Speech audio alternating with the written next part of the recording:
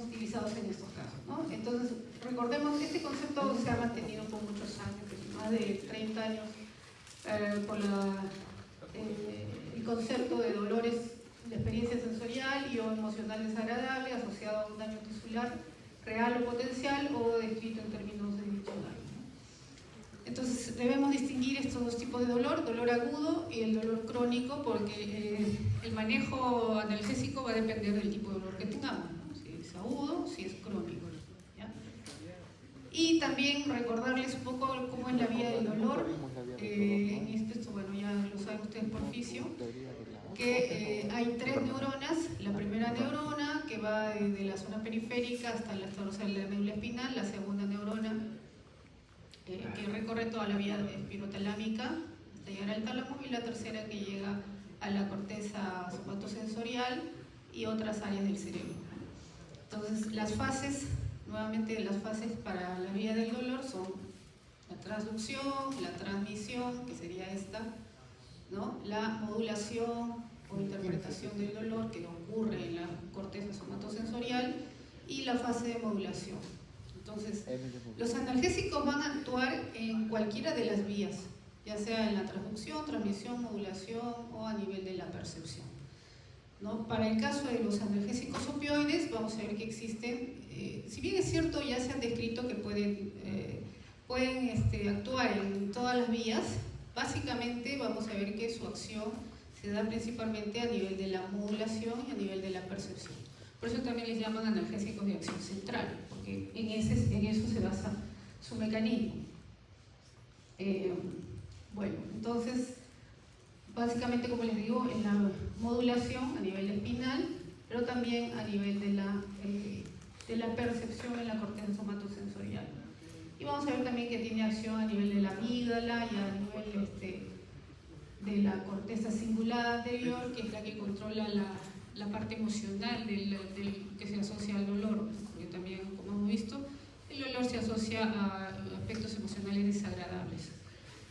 Y a ese nivel también estarían actuando los analgésicos opioides, y esa sería una ventaja que le da el manejo del dolor respecto, por ejemplo, a otros analgésicos, ¿no? Como por ejemplo los AINES, que básicamente van a actuar a nivel periférico.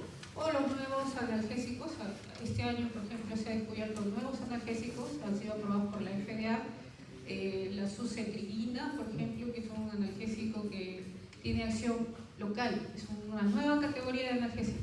Antes se conocía que solamente existían los AINES y opioides.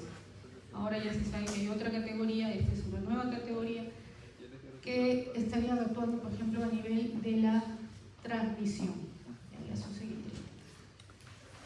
Bueno, vamos a ver entonces ahora, esos son los blancos terapéuticos de los que ya hemos venido hablando. Entonces, básicamente los que van a tener acción periférica a la cabeza, los AINES. Y otros fármacos que no son analgésicos, sino más bien, por ejemplo, en el caso de la lidocaína, anestésico, ¿no? Que lo diferencia del analgésico, porque el anestésico no solamente bloquea la vía del dolor, sino también bloquea otras fibras, por ejemplo, fibras motoras, fibras autonómicas, etc., ¿no? Eso es lo que lo diferencia del analgésico. Bueno, y otras sustancias que son liberadas a nivel periférico y que pueden ser bloqueadas por algunos fármacos o sustancias, por ejemplo, la capsaicina. La capsaicina está presente, por ejemplo, en el ají, el rocoto. Hay estudios que han demostrado que el rocoto tiene efecto analgésico, porque tiene sustancias similares a la capsaicina que estarían actuando en estos receptores. Bueno, vamos por acá. Entonces, los opioides, como les decía, van a tener acción a nivel espinal, sobre todo en la fase de la modulación, y también van a tener acción supraespinal en la corteza somatosensorial, acá tenemos los opioides. A nivel del bulbo también, porque vamos a ver que uno de los efectos adversos justamente de los opioides es a nivel central, qué efecto va a ocurrir, qué efecto adverso importante de los opioides. La depresión respiratoria, sí, la depresión respiratoria. Y es que los opioides también van a actuar a nivel troncoencefálico y van a tener un efecto importante a ese nivel, bloqueando, por ejemplo, la captación de CO2. Entonces, el paciente que está bajo los efectos de opioides puede tener niveles de CO2 muy altos, y el cerebro no lo reconoce. Ustedes saben que el mecanismo ¿cuál es? Que cuando el cerebro, el tronco encefálico, reconoce los niveles de CO2, ¿no? ¿Qué pasa con la respiración? Aumenta para poder eliminar el CO2, ¿no? Como un mecanismo compensatorio. Entonces, eso no va a ocurrir cuando los pacientes estén bajo los efectos de los opioides. Generalmente estamos hablando de opioides a altas dosis, ¿no? Sin embargo, se ha visto que pacientes que pueden tener opioides a dosis fisiológica, a dosis terapéuticas, también podrían tener este efecto. Bien, bueno, y acá tenemos los transmisores sobre los cuales van a actuar los opioides. Los fármacos opioides, primero se descubrieron los opioides, a partir del opio. Se descubrió el fármaco opioide. Se descubrió que tiene efecto analgésico y después se descubrió el cómo, ¿no? ¿Cómo lo hace? Simulando mediadores endógenos. ¿Cuáles son los mediadores endógenos que simulan los opioides? Las endorfinas, así es, ¿no? Las endorfinas, las encefalinas, las dinorfinas, que todos nosotros tenemos. Esos son nuestros opioides, los que nosotros tenemos, nuestros opioides endógenos. Y sobre estos opioides endógenos van a actuar en receptores opioides. Y en esos receptores es donde van a actuar los fármacos opioides, ¿no? Entonces, el descubrimiento fue al revés. Primero descubro la sustancia que hace el efecto, yo veo el efecto, y luego descubro el receptor, y descubro que también, si es que existe receptor, quiere decir que hay sustancias que van a activar ese receptor. Entonces ahí descubrieron las sustancias opioides endógenas, ¿no?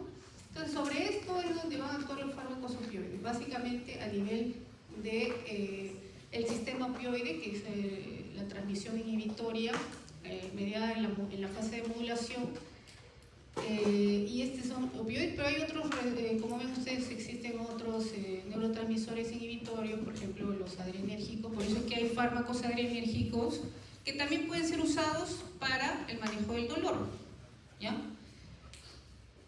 O serotoninérgicos, ¿no? Fármacos serotoninérgicos que también pueden ser usados para el manejo del dolor, sobre todo dolores de tipo complejo, ¿no?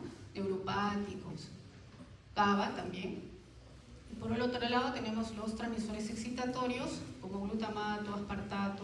Estas sustancias, sobre todo, estamos hablando a nivel de la médula espinal o a nivel supraespinal, ¿no? Y la sustancia P, que es bastante reconocida como un mediador del dolor, que también tiene acción a nivel periférico. Bueno, entonces, ahí están lo que ustedes decían, los opioides endógenos, ¿no? Y que van a actuar en los receptores.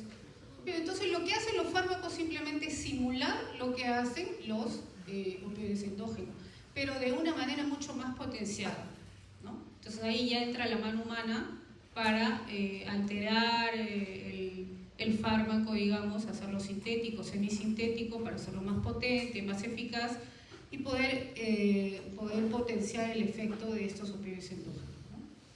Entonces miren, hay encefalinas, endorfinas, endomorfinas, y estos son los receptores donde van a actuar. Receptor mu, kappa, delta, sigma.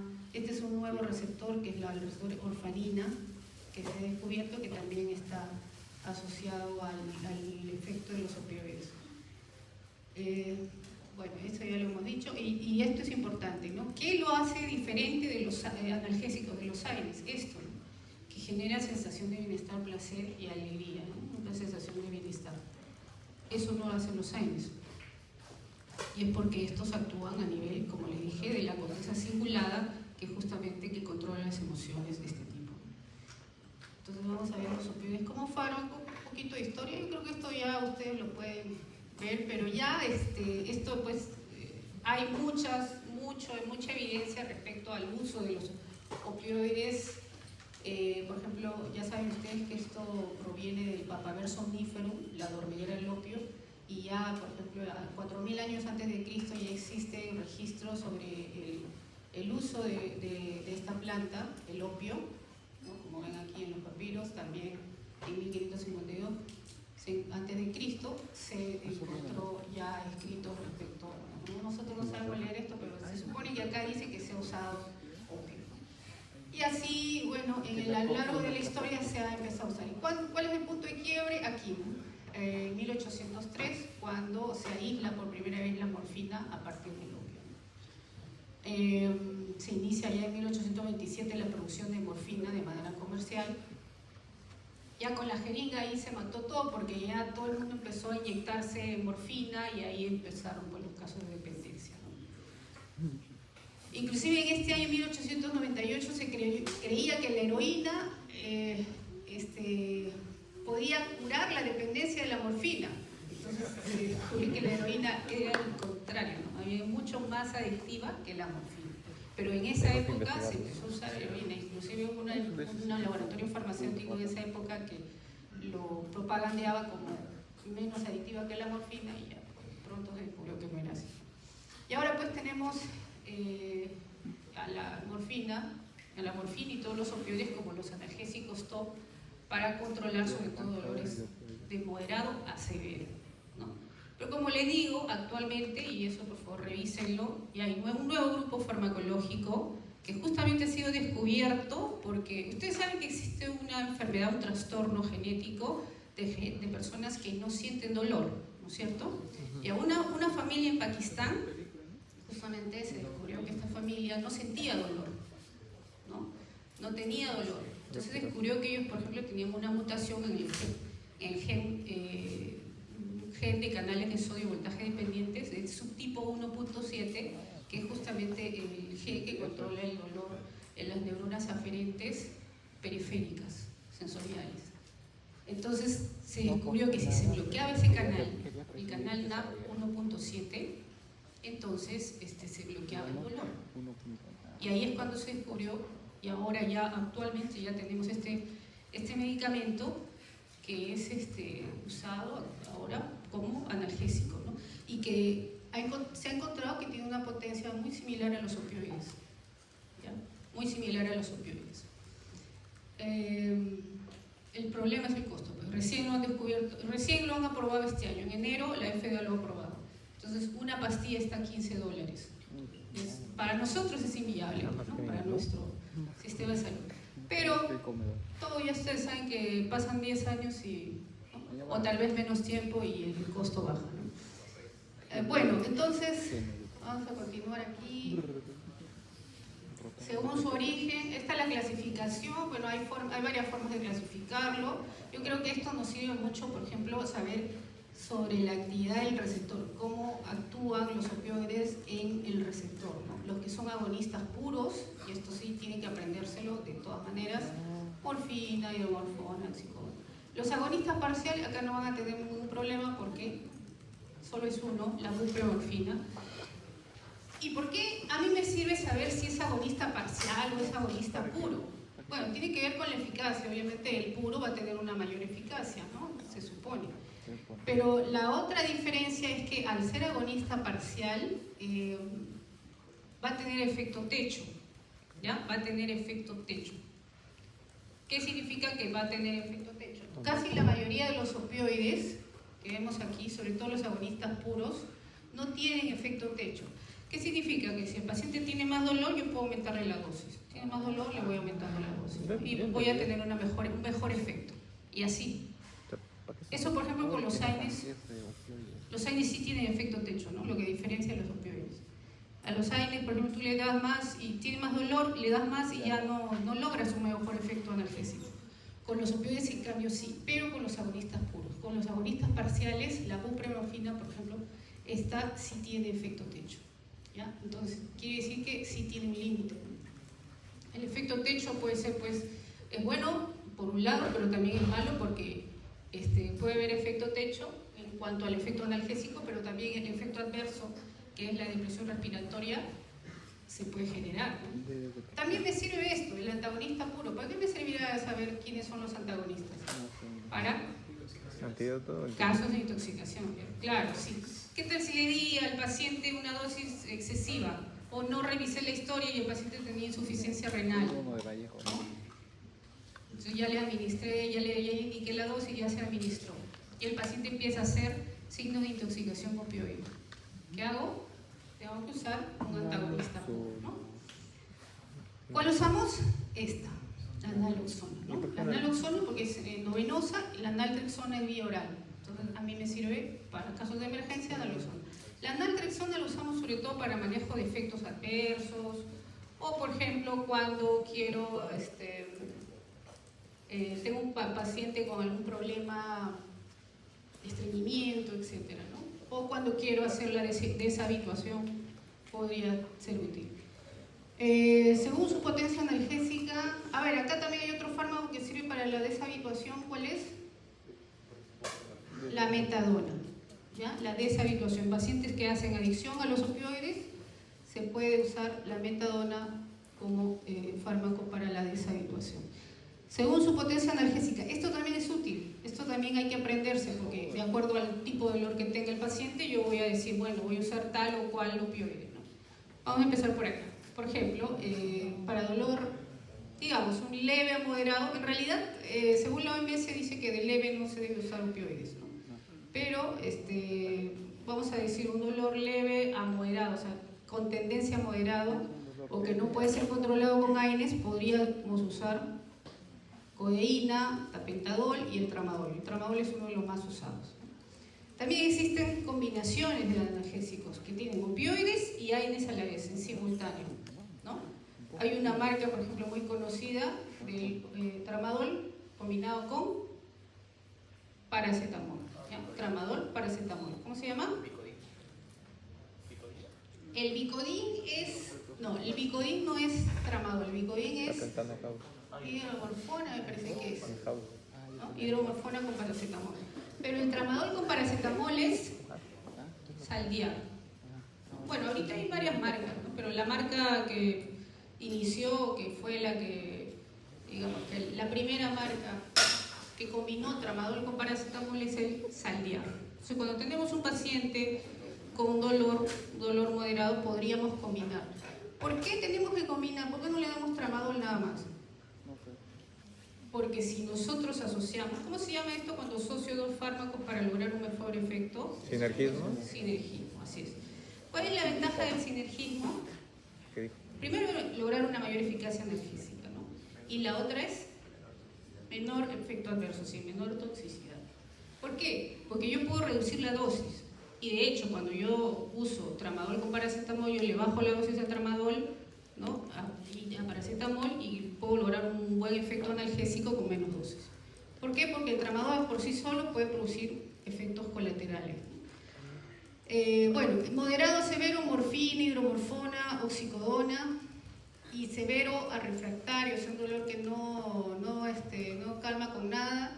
Bueno, podemos seguir usando morfina en otra forma de administración, ¿no? Porque existen muchas formas de administración de morfina. Metadona, la metadona, miren, es tan buen analgésico, y también, como hemos dicho, se puede usar también para la deshabituación. El fentanilo, que se usa por ejemplo en pacientes con cáncer, en forma de parches, la buprenorfina, el sulfentanilo, que es 100 veces más potente que el fentanilo. Acá podría estar el remifentanilo, no lo he puesto porque el remifentanilo, que es 300 o 500 veces más potente que la morfina, tiene un tiempo de vida media bastante corto, de minutos. Entonces no es útil como analgésico para el manejo del dolor, pero sí, por ejemplo, es útil para el manejo de la analgesia operatoria, ¿no? Analgesia quirúrgica. En cirugía sí, porque se usa en bomba de infusión. Bueno, aquí entonces están los analgésicos, lo que está en azulito es lo que ustedes tienen que recordar. El dextrometorfano, que es un analgésico que en realidad su eficacia analgésica es muy leve, casi nula, pero sí es útil, por ejemplo, para pacientes, a ver, ¿quién recuerda? Tos, como un antitusígeno, así es, ¿no? Y ahí estamos viendo entonces efectos que pueden tener los opioides, no solamente analgésicos, también antitusígenos. Pentazocina, que es un analgésico, la meperidina, por ejemplo, que es el analgésico ideal, ¿ya? Ideal para pacientes gestantes. Pero ¿cuál es el riesgo de la meperidina? El riesgo de la meperidina es que tienen pacientes, por ejemplo, epilépticos, tienen un alto riesgo de provocar convulsiones, ¿ya? Sus metabolitos generan aumento de la excitabilidad de neuronas, y si el paciente tiene predisposición a hacer convulsiones, bueno, ahí vamos a ver probablemente esos efectos. Loperamida y difenoxilato también son opioides, pero son opioides que tienen acción periférica, ¿no? ¿Para qué lo usamos? Loperamida y difenoxilato en diarreas, ¿no? Tiene un examen y tiene que venir, es su último examen, ¿no? Tienen que tomar su loperamida y venir, ¿no? ¿Ya? Claro, diarreas, así. El difenoxilato también, ¿no? Por acá el fentanilo, bueno, el remifentanilo, y acá los semisintéticos, ¿no? El tramadol, de todos ellos el tramadol es el más usado. En nuestro medio más usamos tramadol. Bueno, esto es lo mismo. Respecto a lo que la farmacocinética, como le dije, se puede administrar por todas las vías: subcutánea, intramuscular, oral, intranasal, transdérmica, raquídea, endovenosa, por todos lados. El fentanilo es el más lipofílico y es el que tiende a acumularse, por eso hay que tener cuidado con este fármaco. Y esa característica justamente de ser altamente lipofílico permite que se pueda usar en parches, ¿no? Hay dos formulaciones en parches, dos fármacos que se administran en parches, que es el fentanilo, es uno de ellos por ser muy lipofílico, y la otra es la buprenorfina. ¿Ya? La buprenorfina también se puede usar en parche. Acá, bueno, si bien es cierto la morfina se puede usar vía oral, su efecto de primer paso es bien alto, ¿no? A diferencia de otros opioides como codeína, que sí se puede usar vía oral, el eurofanol y la oxicodona, ¿no? Esta es una forma de administrarse a través de bombas de infusión que pueden estar conectadas por vía intravenosa, epidural o subcutánea. Este es un sistema de PCA, donde el paciente controla su administración. Bueno, y este es un resumen para que vean la duración del efecto analgésico. Por acá les decía, por ejemplo, el remifentanilo, que es uno de los analgésicos más potentes, tiene una duración analgésica pues muy corta, ¿no? Por eso solamente se puede usar por bomba de infusión, ¿ya? Y bueno, y ahí vemos la duración. Los demás, bueno, tienen duraciones aceptables, ¿no?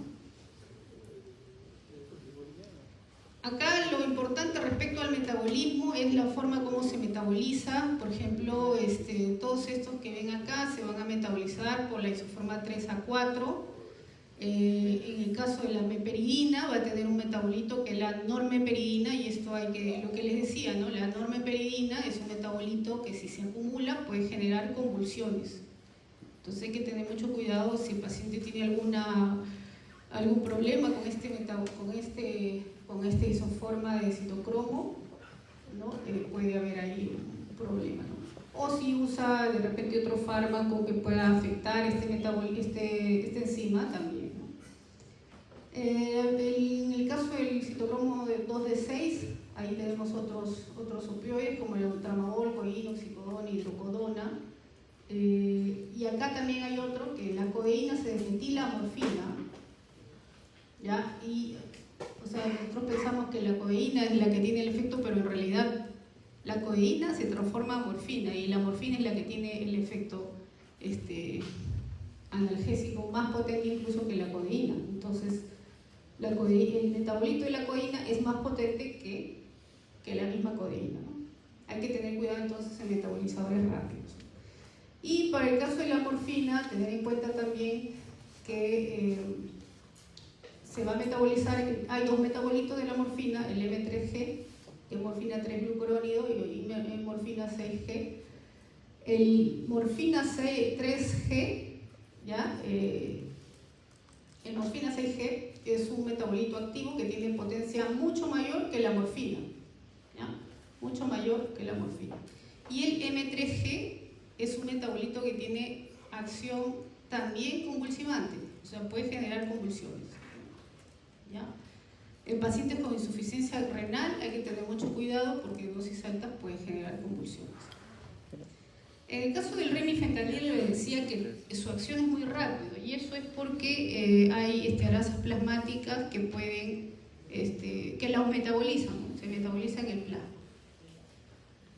Bueno, acá están todos los metabolitos para que tengan ustedes una idea. Como les decía, el M3G es neurotóxico, puede generar convulsiones. Igual la hidromorfona puede generar un metabolito que genera convulsiones, ¿no? Igual la meperidina, que puede generar también un metabolito que puede provocar convulsiones.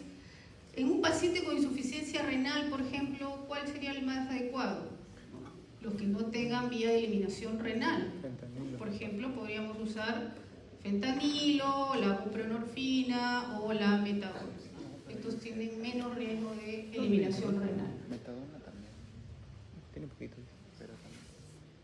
Bueno, esto ya lo hemos visto. Aquí, para que vean los receptores, bueno, ¿cómo es el receptor opioide? Es un receptor acoplado a proteína G, tiene un dominio, tiene 7 dominios transmembrana, está acoplado, bueno, aquí para que vean los receptores, hay varios, receptor delta, kappa, mu. El efecto analgésico se logra a través del receptor mu, sobre todo el mu1, ¿ya? Mu1. Entonces, pregunta y examen, ¿cuál es el receptor asociado a los opioides, al efecto analgésico de los opioides? Y mu1. Y ese también está asociado a la dependencia, entonces va de la mano, ¿no? No puedo sacar la analgesia de la dependencia, no puedo desligarla, porque están los dos asociados al receptor M1. El receptor M2, que está asociado a la depresión respiratoria, euforia, es decir, el fármaco que tenga menos acción en M2 va a tener menos posibilidad de hacer depresión respiratoria, y la miosis también es una característica del M2. El kappa también está asociado a efecto analgésico, sobre todo analgesia espinal. Esto es analgesia supraespinal, acá faltó supraespinal, a diferencia del kappa que su efecto analgésico es a nivel, sobre todo, espinal. ¿Ya? Bueno, y hay este mecanismo de los opioides. Vamos a ver receptores opioides a nivel presináptico y posináptico. El que está a nivel posináptico, que es el mejor caracterizado, es un receptor acoplado a proteína GI, ¿ya? Y este receptor va a activar el canal de potasio, apertura el canal de potasio, sale potasio, hiperpolariza la membrana, reduce la excitabilidad y la conductibilidad neuronal. ¿Ya? Ese es uno de los mecanismos.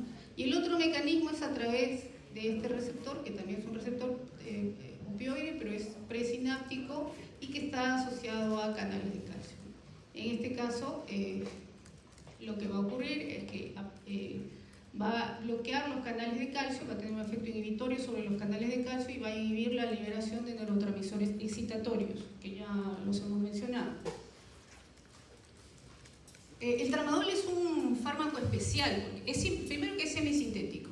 Tiene algo de opioide, pero también al ser semisintético se han agregado otros mecanismos, ¿ya? Entonces esto sí hay que aprenderlo de todas maneras porque es el fármaco que más van a usar ustedes cuando estén en la práctica médica. El tramadol, primero que es un racemato, son dos fármacos en realidad, tiene un antiómero positivo y negativo. Y además de tener acción sobre los receptores opioides, ¿ya? Sobre los receptores mu, que es el receptor analgésico, va a tener efecto a nivel de los receptores de norepinefrina y el receptor alfa 2 y el receptor 5-HT. Entonces va a inhibir la recaptación de serotonina y noradrenalina, ¿ya? Entonces, además de actuar en receptores mu, va a inhibir la recaptación de serotonina y noradrenalina. Entonces, si inhibe la recaptación de serotonina y noradrenalina, ya hemos dicho, ¿no? La serotonina y la noradrenalina son mediadores inhibitorios o excitatorios del dolor. Inhibitorios. Entonces, si inhibes la recaptación de serotonina y noradrenalina, vas a elevar los niveles de serotonina, noradrenalina en el espacio sináptico y por lo tanto le vas a agregar el efecto analgésico. ¿Ya? Por ahí va su mecanismo. El receptor mu, como les dije, tiene efecto, pero su unión es muy baja. Eso es bueno porque su efecto adverso en depresión respiratoria, como dice acá, es baja, ¿no? Tiene muy poca acción a ese nivel. Pero sí vamos a ver otros efectos como náuseas, mareo. Esto yo creo que es lo más resaltante, las náuseas y la hipotensión.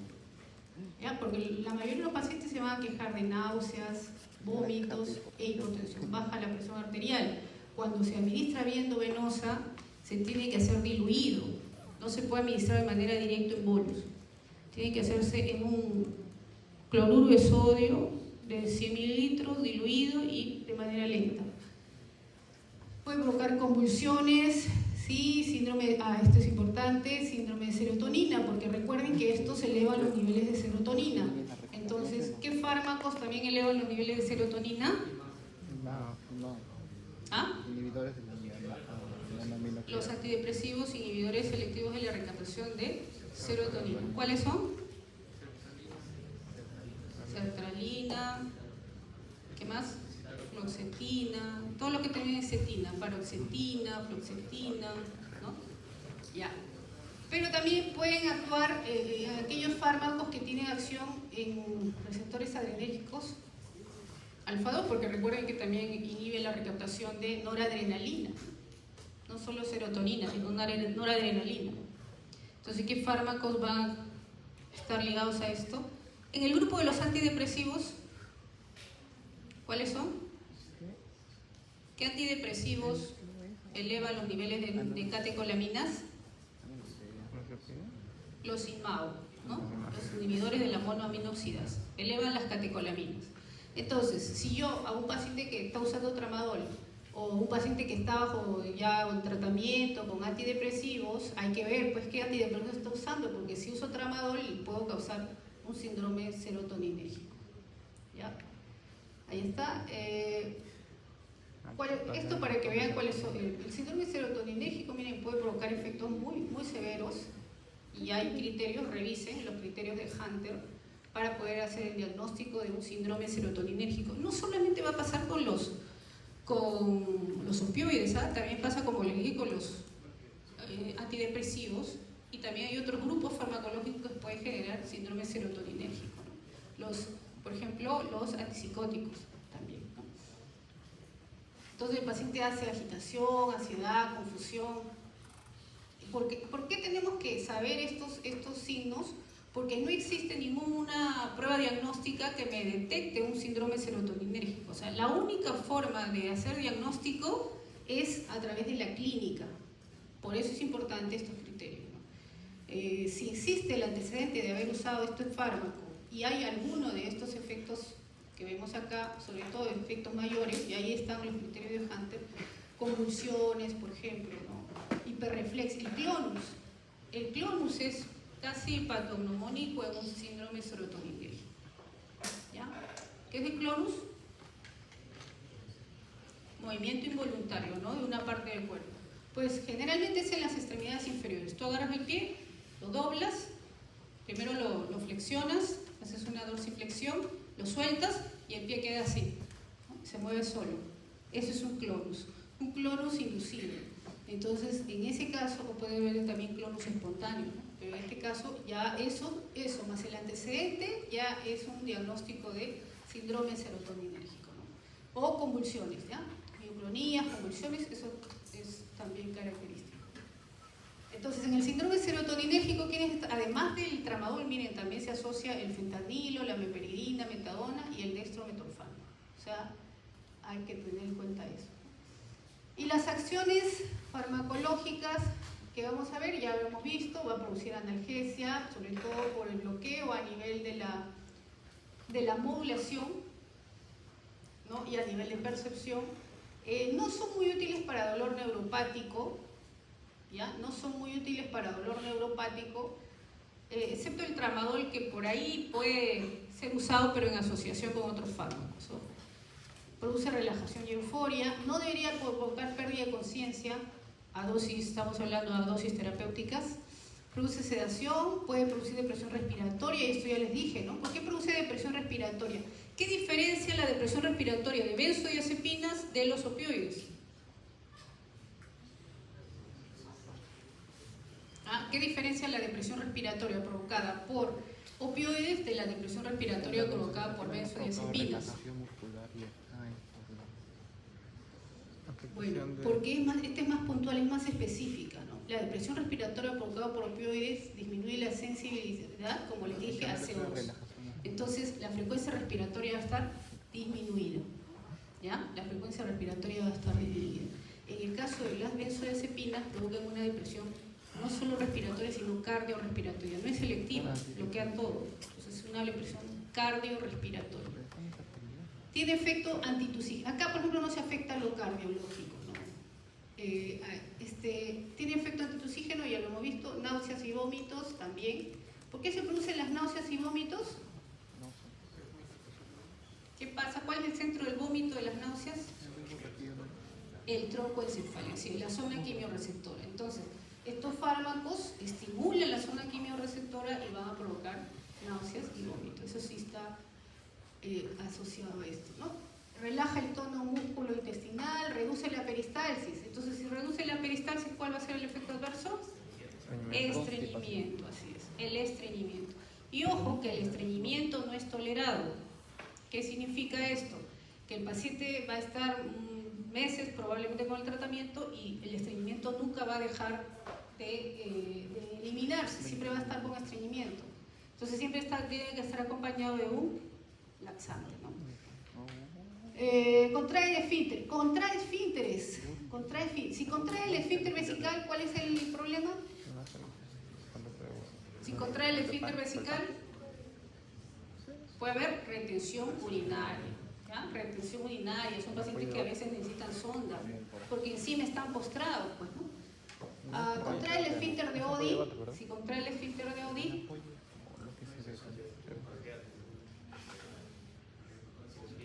¿qué va a pasar con la bilis?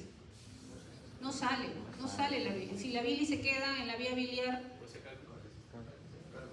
puede haber cálculos o si se va para el páncreas. Si está tapando el esfínter de Oddi y no sale el conducto pancreático, pancreatitis. Entonces, es muy común en pacientes que usan opioides tener amilasas, lipasas elevadas. O sea, pueden hacer una pancreatitis. Bueno, veamos acá, bradicardia, puede producir bradicardia, pero no por el centro respiratorio, ojo, acá esta bradicardia ya es por otro mecanismo, sobre todo es por los opioides provocan liberación de histamina en los mastocitos, por eso es que puede provocar prurito, el paciente tiene escozor, prurito y puede provocar hipotensión, ¿no? Yo le decía, los opioides provocan hipotensión. ¿Por qué provocan hipotensión? Porque liberan histamina. ¿Ya? Mucho cuidado entonces pacientes alérgicos, asmáticos, ¿ya? Y la bradicardia es producto justamente de la baja de la presión, miosis. La miosis también es otro de los efectos. ¿Cuál era el receptor asociado a miosis? ¿Se acuerdan? ¿Qué receptor estaba asociado a miosis? M3. ¿El MU? Muscarini. No, el colinérgico, estamos hablando de los receptores opioides. Ah, ¿Cuál receptor opioide? M1. U2, ¿ya? Entonces, la miosis es importante porque es la clave para yo saber y distinguir un coma, por ejemplo, si tengo un paciente que está comatoso y ha recibido opioides, ¿cómo yo puedo saber si el coma que está haciendo el paciente es por el efecto de los opioides o si el coma es provocado por la enfermedad que tiene, su sepsis o otra cosa, o su cáncer? ¿Cuál es la diferencia? La pupila, ¿ya? La pupila de los pacientes que hacen coma por opioides es miótica, miosis, hacen miosis. La pupila de los pacientes que entran en coma por otras causas, ya por otras causas, es midriática y no responde. Es un buen dato. ¿Ya? Entonces la miosis es característica también de la intoxicación por opioides, el prurito, la rigidez troncal. Esto es importante. Pero lo vamos a ver sobre todo en pacientes que reciben analgesia, anestesia y la anestesia, ¿ya? Hacen rigidez troncal. ¿Cómo se llama eso? Tiene un nombre. Eso se llama tórax leñoso. Tórax leñoso. ¿Ya? El tórax leñoso es una rigidez troncal que no responde a nada, ¿no? Ni a los bloqueantes neuromusculares. Tú le pones, por ejemplo, fentanilo o fentanilo, el tórax es rígido y el paciente no puede respirar y se termina falleciendo. Son efectos adversos raros, pero hay que tener en cuenta. Sobre todo en sala de operaciones ocurre esto. Entonces, un paciente que va a entrar a ventilación porque es una emergencia. Aumento de la presión intracraneana, tener cuidado en pacientes que tengan traumatismo encefalocraneano y están usando opioides. ¿Ya? Y también tiene efecto endocrino, ¿ya? Hay que tener también en cuenta eso. Y para terminar vamos a ver los efectos adversos. ¿Qué recién? Ya hemos visto las náuseas, la constipación entre estreñimiento, acá para que vean, ¿no?, el porcentaje de diferencia entre el grupo placebo y el grupo tratado con opioides, ¿no? Y es bastante significativo, pues, ¿no? No agarra el intervalo de confianza y por lo tanto es significativo. Y es bastante notorio, ¿no? Somnolencia, prurito, todo lo que hemos hablado, en realidad ya esto está descrito. Bueno, y esto también ya lo dijeron, hay que tener en cuenta si puede haber impactación fecal, porque a veces la impactación fecal provocada por el estreñimiento puede también generar náuseas y vómitos, ¿no? Puede haber una obstrucción intestinal y eso también ser la causa de náuseas y vómitos, entonces hay que descartar esto, ¿no? Se ocurre un movimiento sin aracina. En ausencia de estas asociaciones, el haloperidol, corticoides también pueden usarse, ¿no? Los pacientes que tienen náuseas y vómitos, eso se llama tratar los efectos adversos. Cuando tratamos los efectos adversos, hay un nombre a eso. El paciente le damos un medicamento, tiene un efecto adverso, tratamos el efecto adverso. A veces tiene efecto adverso por el segundo fármaco y seguimos tratando el efecto adverso, ¿no? Es algo que ocurre muchas veces. O sea, solamente si es necesario trataríamos el efecto adverso. Lo ventajoso, digamos, es que las náuseas y vómitos son tolerables. O sea, cuando el paciente va usándolo más tiempo, ya las náuseas y vómitos dejan de aparecer. A diferencia de la constipación o el estreñimiento, ¿no? En este caso, el estreñimiento, a pesar que el paciente puede estar usando un mes, 2 meses el opioide, esto no va a... no hay un... El paciente va a continuar, digamos, con el estreñimiento, ¿no? Eso se llama que el receptor no se desensibiliza, ¿no? Suprime la excitabilidad y inhibe la liberación de neuronas. Esto ocurre en las neuronas entéricas, obviamente porque en el intestino, en el músculo liso, también tenemos receptores MU. Yo creo que hay una práctica que van a hacer ustedes de fármacos opioides, me parece. Hoy día hacen analgésicos, ¿no? Pero creo que también tienen una práctica de laxantes, constipantes. Y ahí van a ver, pues, que los fármacos en el intestino, en las neuronas entéricas, también hay receptores MU. Y por lo tanto, cuando se estimulan estos receptores MU, va a haber una disminución del peristaltismo, ¿no? Y el aumento del tono, ¿ya? Pero esta disminución del peristaltismo es propulsivo, ¿ya? Propulsivo. Retarda el vaciamiento. ¿Qué se puede hacer en esos casos? Bueno, darle laxante a los pacientes, porque como les dije, el paciente va a continuar con el estreñimiento, o sea, no va a haber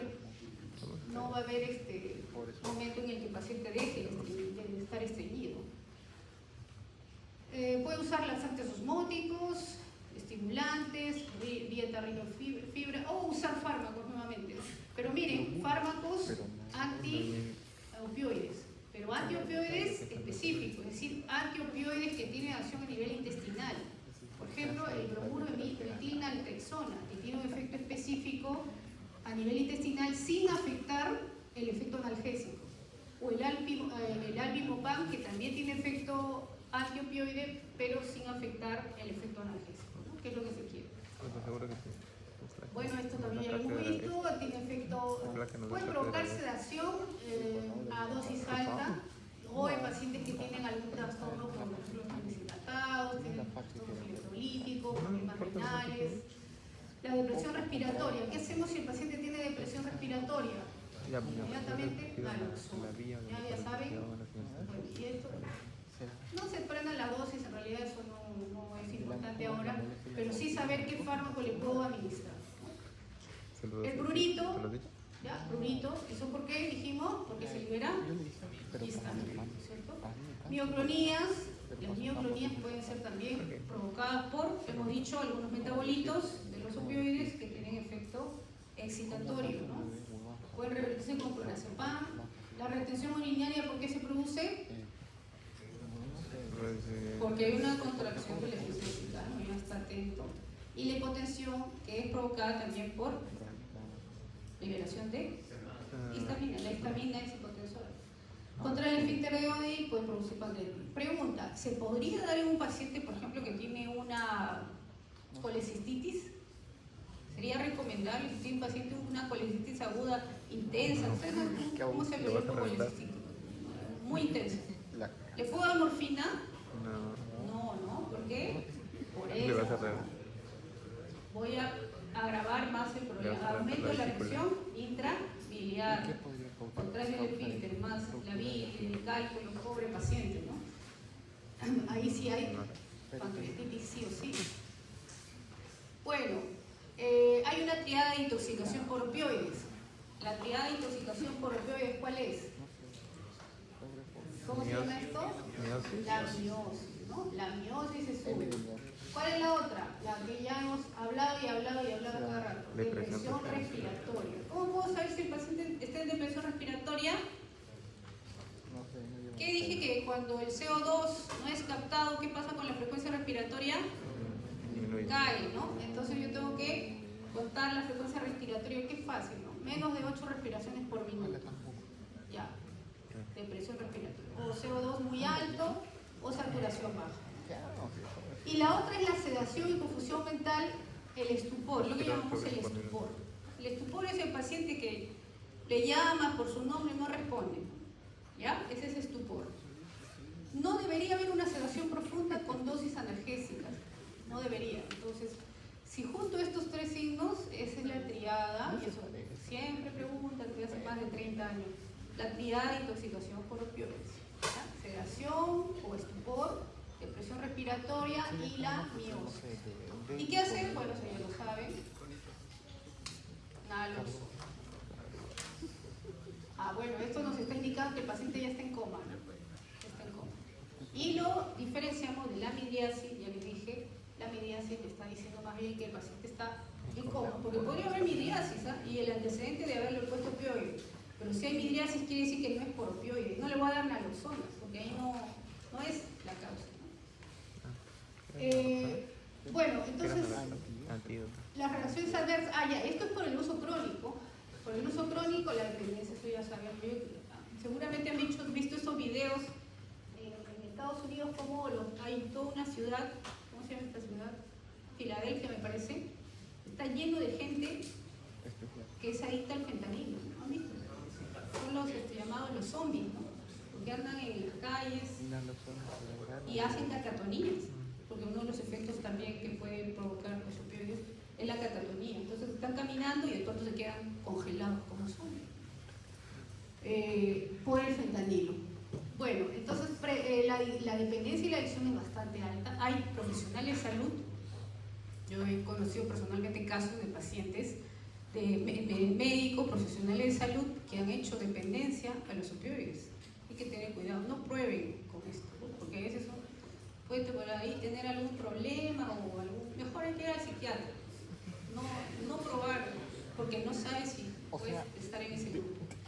Y había una médico que usaba el fentanilo de los pacientes, se robaba el fentanilo de los pacientes y se aplicaba, y para que nadie se diera cuenta, agarraba y se inyectaba encima de la ropa. Se inyectaba encima de la ropa, o sea, ya había perdido toda conciencia, ¿no? Hay que tener mucho cuidado con el uso de estos fármacos. Comportamientos aberrantes relacionados con el uso de fármacos. El factor de riesgo más importante es la historia previa de cualquiera o actual de otra edición. La tolerancia puede ocurrir, pero con el uso crónico. Dosis repetidas por el uso crónico, con el tiempo van a generar un efecto analgésico decreciente. Estamos hablando de uso crónico. Uso crónico es más de una semana, ¿ya? Pero acá, bueno, aparece después de 2 a 3 semanas, excepto con el remifentanilo. ¿Por qué? Porque el metabolismo es muy rápido, no hace tolerancia. La tolerancia se desarrolla los efectos antidiuréticos, emético, hipotensor. Esto es importante, subrayenlo. ¿En qué tipo de acciones no hay tolerancia? A las reacciones mióticas, o sea, el paciente si se intoxica igual siempre va a tener miosis. Puede ser convulsiones y estreñimientos. Entonces, pregunta de examen, miosis, convulsiones y estreñimiento. A eso no hay tolerancia. Todo lo demás hay tolerancia, hasta el efecto analgésico. ¿Ya? Esa es la tolerancia farmacológica. Puede haber tolerancia cruzada incompleta también, ¿no? Por ejemplo, un paciente que es opioide, es tolerante a morfina, lo roto a fentanilo, por ejemplo, ¿no? Le pongo fentanilo y ya no hay una tolerancia cruzada, esa es la ventaja, ¿no? O sea, es incompleta. ¿Ya? Y la hiperalgesia, este es un efecto, digamos, raro, pero puede ocurrir, ¿ya? Puede haber hiperalgesia. ¿Por qué? Porque los opioides también se ha visto que pueden estimular a receptores tipo TOL, no son receptores opioides, son receptores tipo TOL, lo que va a generar un efecto inflamatorio local y puede generar, eso sí, una activación de la sensibilización central. Entonces sí podría haber hiperalgesia. Entonces uno dice, pero si le estoy poniendo morfina y siente más dolor, ¿cómo yo puedo saber si el paciente está haciendo hiperalgesia? Porque cada vez que le pongo el opioide va a sentir más dolor. No es que no sienta dolor, no es que, o sea, siga sintiendo el mismo dolor, sino que siente más dolor de lo que tenía en la base. Eso se llama hiperalgesia. Y si ocurre esto, pues ya tenemos que retirar el opioide, ¿no? Como le dije, es por activación del receptor tipo TOL. Bueno, ahí están los fumaderos del opio chinos en Perú. Este es el síndrome de abstinencia, para entender un poquito qué pasa cuando al paciente lo deshabituamos. Tenemos que hacer destete, ojo, si un paciente está usando opioides, por ejemplo, ha recibido morfina por 2 o 3 semanas y ya tengo que retirar porque, no sé, ya se resolvió el cuadro, entonces tengo que retirarlo, pero no lo puedo hacer bruscamente, porque va a ocurrir esto, síndrome de abstinencia. Entonces, ¿qué tengo que hacer? Destete. Así como hacemos destete a los bebés de la madre o a los terneros de las vacas, igual hacemos destete de opioides. ¿Y cómo tenemos que hacer? Tenemos que ir retirando de manera escalonada el opioide, ¿no? En un lapso de 5 días vamos reduciendo la dosis y hay muchos fármacos que se requieren destete para poder retirarse, ¿eh? Hagan su búsqueda y vean qué fármacos requieren destete, ¿no? Hay beta bloqueantes que seguramente en la clase de beta-adrenérgicos, de bloqueadores, ahí les han hablado o ustedes han investigado, ¿ya? ¿Qué fármacos requieren destete para ser retirados? Entonces, el síndrome de abstinencia, deseo imperioso, es todo lo opuesto, ¿eh? El síndrome de abstinencia es todo lo opuesto a lo que hace el analgésico. Si el analgésico te causaba euforia, placer, el síndrome de abstinencia vas a tener todo lo opuesto, ¿no? Todo lo opuesto, ¿ya? Si te producía miosis, en la síndrome de abstinencia, afimiasis, ¿no? ¿Ya? Esta es la tolerancia, bueno, este es el mecanismo a través de la beta-arrestina, que encapsula el receptor MU, y por lo tanto eso es lo que llamamos la desensibilización del receptor, porque el receptor es internalizado y pues no, cuando viene el opioide no va a haber efecto, ¿no? Bueno, y las indicaciones que ya más o menos ya lo hemos dicho, en anestesia como antitusígeno, en el COVID usábamos cada rato esto, codeína, dextrometorfano, ¿no? Un paciente, por ejemplo, con una hemoptisis masiva, ¿qué tenemos que usar? Una hemoptisis masiva, antitusígenos, ¿no? Porque cada vez que vomita, cada vez que tose, vomita, sale medio litro de sangre, ¿no? Entonces en esos casos se usa estos antitusígenos, bueno, en el caso de hemoptisis masiva se usa morfina, ¿ya? Antidiarreico, loperamida, difenoxilato, son fármacos que edema agudo del pulmón, morfina, deshabituación, ya esto también lo hemos hablado. Bueno, y esto para que vean las interacciones, ya también lo hemos revisado. Y los nuevos opioides, que algunos ya están aprobados y otros todavía están en estudio, pero para que vean más o menos cuáles son las novedades de los opioides. ¿Ya?